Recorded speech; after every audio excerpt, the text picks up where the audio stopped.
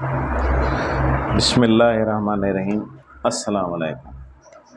آج میں آپ کو بغداد شہر کے گرد نواح کی جو زیارتیں ہیں اس کے بارے میں بتاتا ہوں، اور بہلول کے بارے میں کچھ تفصیلاً جو ان کا تعارف ہے وہ بتاتا ہوں۔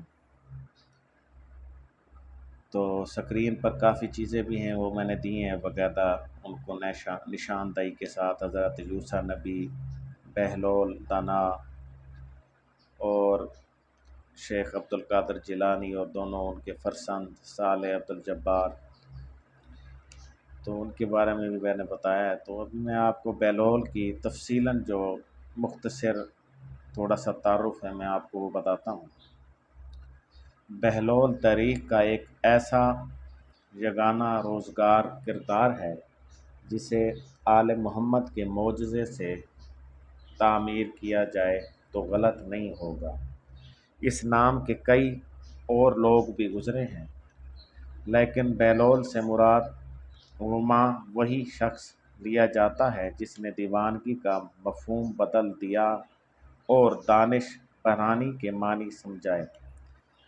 تاریخ کے صفحات میں کہلوانے والا ہے، جو دانش مندوں کو حکمت و دانش سکھاتا ہے، اس نے ایک ایسی انوکھی راہ چنی تھی جو آج تک کسی کے قدموں سے پامال نہیں ہوئی۔ بہلول کی بے پر پیش اور پر جزم ہے۔ یہ نام ہس مکھ سچے اور حاضر جواب لوگوں کے لیے استعمال ہوتا ہے۔ بہلول کی ان ہی خوبیوں نے اس کا اصل نام فراموش کروا دیا تھا۔ وہ ہر جگہ بہلول ہی کہلواتا تھا۔ جس طرح وہ اپنے دور میں ایک مقبول شخصیت تھا، اسی طرح ہر دور میں وہ ایک پسندیدہ کردار رہا ہے۔ اس کے حکایات دلچسپی اور شوق سے کہیں اور سنی جاتی ہیں۔ اس کا اصل نام وہاب بن عمرو اور جائے ولادت کوفہ بیان کی جاتی ہے۔ وہ بغداد کے ثروت مندوں میں سے تھا۔ بعض روایت میں اسے ہارون رشید کا قریبی رشتہ دار اور برادر مادری لکھا گیا ہے۔ وہ امام جعفر صادق علیہ السلام کے شاگردوں میں سے تھا۔ اس نے ان کے فرزند امام موسیٰ کاظم علیہ السلام کا زمانہ بھی دیکھا تھا۔ قاضی نور اللہ ستوترشی کے موقول وہ ہارون رشید کے عہد کے دانش مندوں میں سے گزرا ہے، جو کسی مصلحت کے تحت دیوانہ بن گیا تھا۔ اس کی دیوانگی کے بارے میں دو روایات مشہور ہیں۔ یہ بھی معرفت ہے کہ اس نے امام موسیٰ کاظم علیہ السلام کی ہدایت پر دیوانگی کا لبادہ اوڑھ لیا تھا۔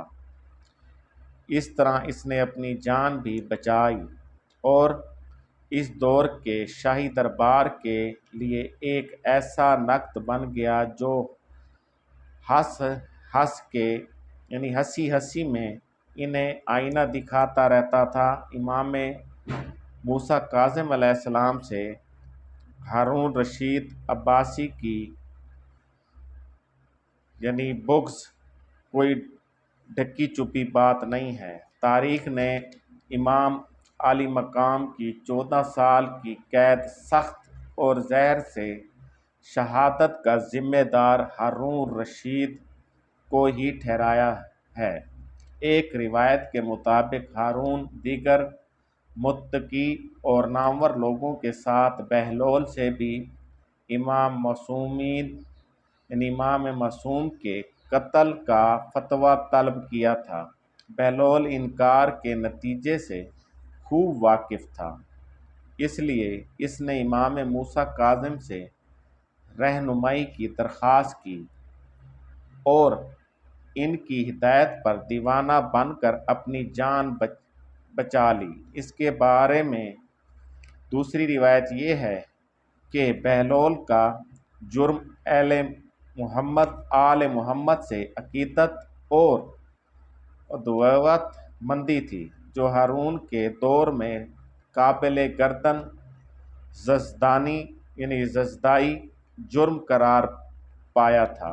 جب بہلول کو پتہ چلا کہ اسے عنقریب گرفتار کر کے قتل کر دیا جائے گا تو اس نے اپنے 2 دوستوں کے ہمراہ امام معصوم سے قید خانے میں رابطہ کیا۔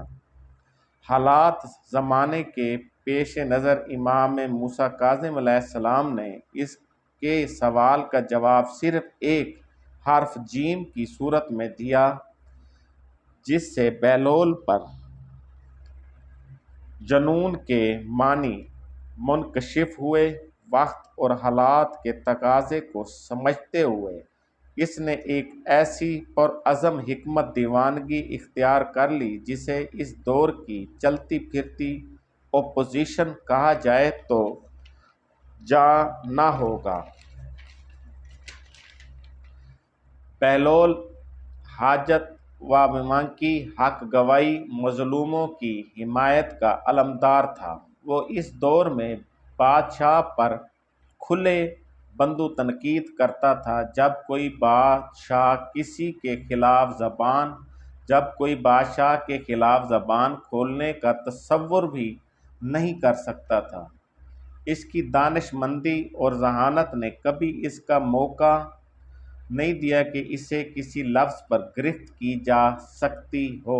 بہلول کے حالات زندگی کے دستیاب تو نہیں ہیں، لیکن اس کی حقیقت کے مطالعے سے اس کی جو جدا حال ابھرتے ہیں وہ ایک غیر معمولی ذہین و دانشمند اور تباہ شخص کی نشاندہی کرتے ہیں۔ وہ حقیقی معنوں میں ایک خدا رسیدہ عالم اور نائبہ روزگار تھا۔ وہ بہترین مزاج رکھتا تھا۔ اس دور کے حالات اور معاشریات پر اس کی نگاہ گہری تھی۔ وہ ایک حیرت انگیز شگفتہ پرستگی کے ساتھ اپنی دیوانگی کا بھرم بھی رکھتا تھا اور دیوانی بات بھی نہیں کہتا تھا۔ اس نے دیوانگی اور فراسگی کو کچھ ایسے معجزانہ انداز میں ہم آہنگ کیا تھا کہ وہ نہ اس کی جان کی ضمانت تھی بلکہ مظلوموں کی حمایت کا ایک مؤثر ذریعہ اور حکومت وقت پر کھلی تنقید تھی۔ اس کی شگفتگی، زندہ دلی اور بدلہ سمجھی نے اسے ہر دور کا ایک دلفریز کردار بنا دیا ہے۔ تاریخ کے صفحات میں وہ ایک ایسا محب القلوب کردار ہے جو دیوانہ بھی ہے اور لوگ اس کے فضل و کمال کے قابل بھی ہیں۔ وہ پاگل بھی کہلاتا ہے اور مشکل مسئلوں میں اس کے رائے کو اہمیت بھی دی جاتی ہے۔ اس سب کے باوجود کوئی یہ ثابت نہیں کر پاتا کہ وہ دیوانہ نہیں ہے۔ یہی اس کا کمال ہے کہ وہ حقیقت آل محمد کا دیوانہ ہے۔